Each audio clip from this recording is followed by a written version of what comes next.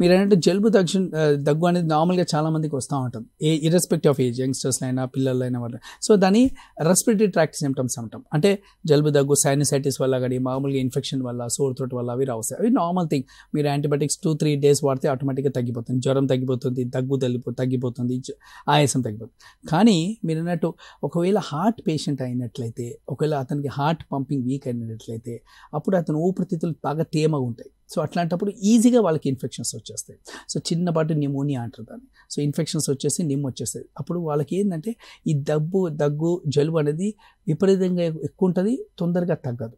So అట్లా మాటికి respiratory tract infections వస్తున్నట్లయితే అది కూడా వన్ ఆఫ్ ద లక్షణం ఆఫ్ హార్ట్ ఫెయిలియర్. సో అలాంటప్పుడు ఖచ్చితంగా ఎవరైతే ఫిజిషియన్ చూస్తారో వాళ్ళకు ఈ కామన్ కాజెస్ అంటే రికరెంట్గా ప్రతిసారి వస్తుంది, 3-4 రోజులు హాస్పిటలైజ్ అవుతున్నారు, యాంటీబయాటిక్స్ ఇచ్చినా కానీ తగ్గుతుంది, మళ్ళీ హాస్పిటలైజ్ అవుతున్నారంటే హార్ట్ రిలేటెడ్ ప్రాబ్లం ఖచ్చితంగా చూసుకోవాలి.